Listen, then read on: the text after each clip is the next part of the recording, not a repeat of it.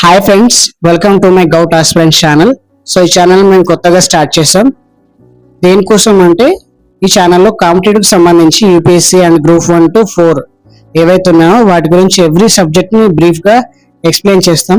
So మీ support చేస్తారని కోరుకుంటున్నాను. So కాబట్టి మా ఛానల్ని సబ్స్క్రైబ్ చేసుకొని కామెంట్ చేసి షేర్ చేయండి, లైక్ చేయండి. Thank you. In this session, we are going to discuss about what is UPSC. Means we are going to discuss the so many questions. Means what is UPSC and why it is formed, when it is formed, and who introduced this, and also what are the functions of this commission. So చాలా మందికి తెలుసు sir ఏంటి sir అంటే ఎందుకు ఈ basic class UPSC పర్టికులర్గా దీని గురించి ఎందుకు క్లాస్ అంటే, సో మనం ఏ వర్క్ చేసినా సరే ఫౌండేషన్ అనేది క్లియర్గా ఉండాలి. సో ఈ వీడియో ఎవరైతే ఇప్పుడు ప్రిపరేషన్ స్టార్ట్ చేశారు, సో ఆస్పిరెంట్స్ ఎవరైతే ఉన్నారో యూపీఎస్సీ ఆస్పిరెంట్స్, సో వాళ్ళకి ఇది చాలా యూజ్ అవుతుంది. ఎందుకంటే మన ప్రిపరేషన్ అనేది ఫౌండేషన్ నుంచి క్లియర్గా స్టార్ట్ చేస్తే అది మన నెక్స్ట్ స్టెప్లో స్ట్రాంగ్గా ఉంటుంది అన్నమాట. సో కాబట్టి యాక్చువల్ కదా what is meaning of UPSC. So మన లాంగ్వేజ్లో చెప్పుకోవాలి అంటే యూపీఎస్సీ మీన్స్ దాని ఫుల్ ఫామ్ ఏంటి మీ అందరికి తెలుసు, union public service commission. So దాంట్లో జనరల్గా మనకు అర్థమయ్యే విధంగా మీనింగ్ తెలుసుకుంటే union means central, public means government, and the service is government jobs and services. Commission means the official independent. I think you understood that what is the full form of UPSC. Now we will learn about the definition of UPSC. So first I will read the definition and everything, and after we will discuss.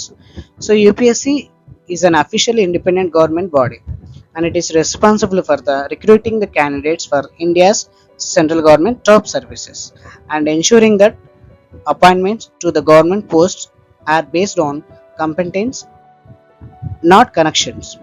It is safeguarding a political governance. So సింపుల్గా చెప్పాలి అంటే UPSC అనేది ఒక independent body. So ఇది ఏ పార్టీకి కానీ లేదంటే ఏ రాజకీయ నాయకులకు కానీ లేదంటే ఒక పార్టీకి అతీతంగా లేదంటే గవర్నమెంట్కి అతీతంగా ఏముండదు. ఇది ఇండిపెండెంట్. సో కాన్స్టిట్యూషన్లో దీన్ని ఇండిపెండెంట్గా డిక్లేర్ చేశారన్నమాట. అంటే ఒక పొలిటికల్ పార్టీ ఏదైతే ఉంటుందో ఆ డిసిషన్ ప్రకారం, లేదంటే ఒక పొలిటికల్ పార్టీ ఏదైతే పవర్లో ఉందో దాన్ని చెప్పిన ప్రకారం వినదు. దీనికంటూ కొన్ని రూల్స్ అండ్ రెగ్యులేషన్స్ ఉంటాయి. సో దాన్ని బట్టి ఇది అపాయింట్మెంట్ చేస్తుంది. సో అపాయింట్మెంట్ ఎలా చేస్తుంది? బేస్డ్ ఆన్ ద కంపెటెన్స్, అంటే based on the merit list. So every year they will conduct the UPSC exam. So from that the top who will get the top ranks, so they will recruit them as a civil services candidates. Okay, and it is having independent authority. So దీనికంటూ ఒక independent authority ఉంటుంది. ఓకేనా? అదేంటి అంటే స్వతంత్రంగా ఒక అధికారం ఉంటుంది. It will operate free from political interference and protecting them integrity of India's administrative machineries. Let us see next, merit over patronage. The UPSC existing to ensure that ability, not elegance, determines who governs India. Every examination, every recommendation, and every advisory opinion is rooted in this single principle, making it the bedrock of India's democratic accountability. So simple ga cheppali ante friends, the UPSC believes that the jobs should be given based on ability and merit, not a political support or personal connections. So ఇంతకుముందు మనం discussion చేసినట్టుగా so ఏ political పార్టీకి అతీతంగా కానీ ఏ పర్సన్కి అతీతంగా పనిచేయకుండా దానికంటే ఒక ఇండిపెండెంట్గా మెరిట్లో ఎవరైతే ఉంటారో వాళ్ళకి ఇచ్చేస్తుంది, క్యాండిడేట్ని రిక్రూట్ చేసుకుంటుంది. బెస్ట్ ఎగ్జాంపుల్ చెప్పాలంటే మీరు మూవీస్ ఎగ్జాంపుల్ తీసుకుంటే త్రిబులర్ తీసుకోండి. సో త్రిబులర్లో ఆల్రెడీ రామ్ చరణ్ ఒక ఆఫీసర్, కానీ సో ఎప్పుడైతే అసెంబ్లీ చేస్తారో అక్కడ సో వాళ్ళు కొంతమందిని ప్రమోట్ చేస్తారు హయ్యర్ ఆఫీసర్స్గా. సో అక్కడ ఏమవుతుంది, సో వాళ్ళకి ఫేవరెటిజంలో ఉన్న పర్సన్స్ని ఎవరైతే బ్రిటిషర్స్ రిలేటెడ్గా ఎవరైతే ఉంటారో వాళ్ళని ప్రమోట్ చేస్తారు. సో అలాంటి లూప్ హోల్స్ని అవాయిడ్ చేయడానికి పర్టికులర్గా మెరిట్ ఉన్నవాడిని, పర్టికులర్గా కంటెంట్ ఉన్నవాడిని రిక్రూట్ చేయడానికి సో ఈ ఐడియాని ఫాలో అవుతారనమాట. And that every exam and every selections process is design to ensure fairness. So recently last 1 year ఒక క్యాండిడేట్ డూప్లికేట్ సర్టిఫికేట్ పెట్టేసి సో యూపీఎస్సీ అటెంప్ట్ చేశారు. సో అలా కాకుండా సో ఫేర్నెస్గా ఉంటుంది అన్నట్టు. So this will protect democratic and equality. In the video starting, we discussed about some questions like what is UPSC and why it is formed and when it is formed. So up to here we have discussed what is UPSC and why it is formed. Now let us we discuss when it is formed. So the Public Service Commission was formally established on 1st October 1926, marking India's first institutional step towards structure a merit-based civil services recruitment under British rule. So first October ఫస్ట్లో 1926లో form అయింది. ఓకేనా. First యాక్చువల్గా దీనికి public service and commission అనే name లేదు, తర్వాత change చేశారు. సో అది కూడా డిస్కషన్ చేద్దాం. Now we will discuss who introduced UPSC. Okay. In the British period, the Montagu transferred reforms. According to this, the first time it was suggested that India needed a proper independent public service commission. Just it is a suggestion, not action it. So వీళ్ళు ఏం చేశారంటే Montagu and transferred వీళ్ళు idea ఇచ్చారు British government. ఓకేనా. So public service commission అన్న ఒకటి ఉండాలి అని.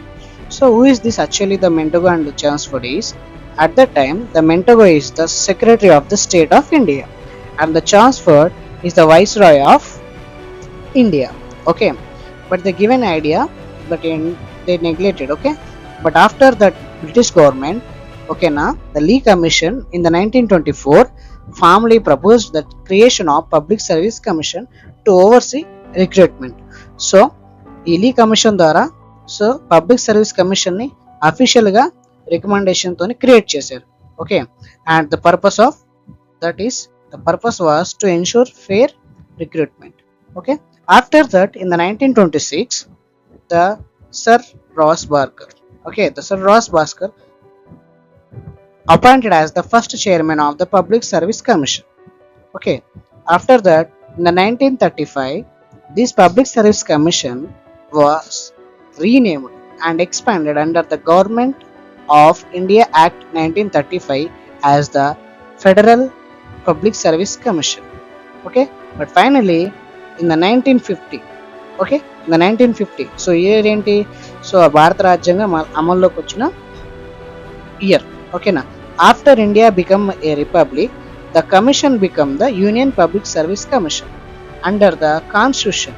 Okay, it become an independent and as a constitutional body. So in the 1950లో దీనికి ఫుల్ పవర్ ఇచ్చేసారు. ఓకేనా. సో యూపీఎస్సీకి ఫుల్ పవర్ ఇచ్చేసి కాన్స్టిట్యూషనల్ బాడీగా అనౌన్స్ చేశారు.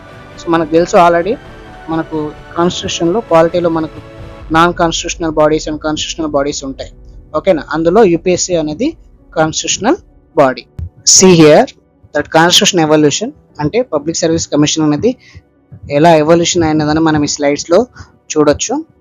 ఇక్కడ ఏంటంటే ఫ్రమ్ ద అడ్వైజరీ బాడీ నుంచి కాన్స్టిట్యూషనల్ బాడీకి ఎట్లా ఎవల్యూషన్ అనేది మనం ఇక్కడ అబ్జర్వ్ చేయొచ్చు. లైక్ అడ్వైజరీ బాడీ అంటే మీకు తెలుసు ఆల్రెడీ, లైక్ ఎలా జస్ట్ సజెషన్స్ మాత్రమే. సో ఆ టైంలో బ్రిటిషర్స్కి గవర్నమెంట్కి ఒక సజెషన్ ఇచ్చే కమిటీగా మాత్రమే ఉంది. After that the 1935 they renamed as the federal public service commission. ఓకేనా. సో అప్పుడు ఏం చేశారు, so according to the government act 1935 ఆ తర్వాత దాని అధికారాలు పెరిగాయి. సో దానికి ఏదైతే పవర్స్ ఉంటాయో ఆ పవర్స్ అనేవి ఇంక్రీజ్ అయిపోయాయి. ఆఫ్టర్ ఫైనల్లీ 1950లో మనకు కాన్స్టిట్యూషన్ వచ్చిన తర్వాత they declare as the constitutional body and also they given more powers. ఓకేనా. సో చాలా పవర్స్ ఇచ్చేసి దాన్ని రాజ్యాంగబద్ధ సంస్థగా చేశారు. ఓకేనా. ఇందులో ఇంకో పాయింట్ ఏంటంటే the UPSC members cannot be removed easily. This protect the fairness and the honesty in the recruitment. So ఎవరైతే రిక్రూట్ అవుతారో ఐఏఎస్ ఆఫీసర్ కానీ ఐపీఎస్ ఆఫీసర్ కానీ లేదా ఐఎఫ్ఎస్ ఆఫీసర్స్ ఎవరైతే ఆ గ్రూప్ సర్వీసెస్లో ఏవైతే పోస్టింగ్స్ ఉంటాయో వాళ్ళని ఈజీగా రిమూవ్ చేయలేరు. ఓకేనా. అలా రిమూవ్ చేయాలన్నా కూడా దానికంటూ ప్రొసీజర్ ఉంటుంది. ఓకే. ఈవెన్ ఇంకో వన్ మోర్ పాయింట్ ఇక్కడ ఏంటంటే when okay the UPSC with will give the suggestions also in the further. మనం తర్వాత ఇంకో స్లైడ్లో మనం నేర్చుకుంటాం. సో ఈ సజెషన్ ఇవ్వచ్చు దేనికి, గవర్నమెంట్కి. ఓకేనా. ఆ గవర్నమెంట్ అనేది యాక్సెప్ట్ చేయాలి. యాక్సెప్ట్ చేయలేదంటే రీజన్ కూడా చెప్పాలి పార్లమెంట్లో. Okay. So why the UPSC is very important. Okay. That why shaping the steel frame. Okay, దాన్ని ఎందుకు అంతగా ఇంపార్టెంట్ అనుకున్నారు గవర్నమెంట్కి? ఎందుకు అంటే at the time the doctor BR Ambedkar wanted a fair and merit based civil services. Okay, and officers should work for the nation, not for the political parties. And the UPSC removes the political influence in the appointments, and it select the capable officers who become the steel frame of Indian administration. ఓకేనా?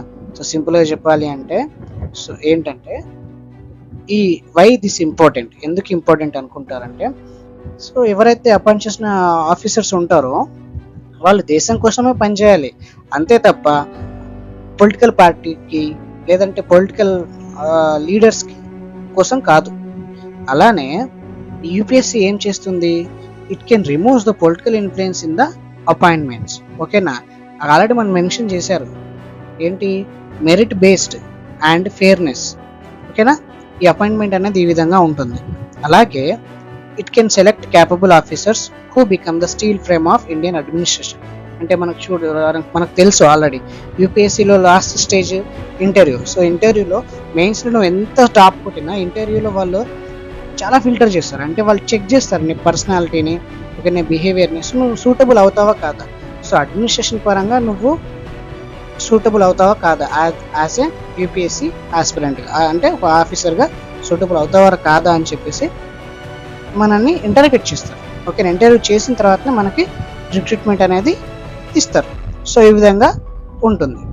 See here, మనం ఇంతకు ముందు చెప్పుకున్నట్టు advisory role versus binding authority. So ఇంతకు ముందు మనం చెప్పుకున్నాం కదా. సో యూపీఎస్సీకి ఒక అథారిటీ ఉంటుంది, ఏంటి అంటే గవర్నమెంట్కి అడ్వైజర్ ఇవ్వచ్చు, ఒక అడ్వైస్ ఇవ్వచ్చు. ఎందులో, దేని గురించి? సింపుల్గా ప్రమోషన్స్ కానీ ట్రాన్స్పోర్టేషన్స్ కానీ, అంటే ట్రాన్స్ఫర్, ప్రమోషన్స్ లేదా అడ్మినిస్ట్రేషన్ పరంగా ఐడియాస్ని ఇవ్వచ్చు. ఓకేనా? ఇలా the UPSC will gives recommendations to the government. ఓకేనా? రికమెండేషన్ చేయొచ్చు, బట్ పర్టికులర్గా ఇది రూల్ కాదు. అంటే పర్టికులర్ యూపీఎస్సీ ఏదైతే ఉంటుందో అది రికమెండ్ చేసిన దాన్ని ఫాలో అవ్వాలనే రూల్ లేదు. కాకపోతే అది అడ్వైజరీ కాబట్టి ఒకవేళ నో చెప్తే, గవర్నమెంట్ ఎందుకు నో చెప్పింది అనేది పార్లమెంట్లో ఖచ్చితంగా డిస్కషన్ చేయాలి. Means but if the government say no, okay, it will rejected the idea which is given by the UPSC. Okay, the advice must explain in the reason to the parliament. Okay, so parliament ki cheppali reason enduku reject chesarani. Okay, and also the UPSC can submit an annual report to the president. So advice chestundi, president ki every year annual report istundi. So ilanti role kuda UPSC ki undi. Okay, see here we will discuss about the core functions of the UPSC. Okay, what are the functions of the UPSC? See here, the first one is conduct examination. So we already know that every year the UPSC releasing notification for the recruitment of top services. Okay, it will conduct examination, administers high stakes exams for all India services like IAS, IPS and IFS and the central service including the civil services examination. So దానికి సంబంధించి every year మనం రాస్తూ ఉంటాం, aspirants ఎవరైతే ఉన్నారో వాళ్ళు రాస్తూ ఉంటారు. ఓకేనా? రిక్రూట్మెంట్ కావాలి అనుకుంటే నోటిఫికేషన్ ఖచ్చితంగా ఇస్తారు. సో దాంట్లో మెరిట్ బేస్ చేసుకొని అపాయింట్మెంట్ అనేది ఇస్తారు. ఓకేనా? After that, so what will it functions as a framework recruitment rules. It will develops the amends recruitment rules for the government post and ensuring that standard are maintained across ministries. Okay na?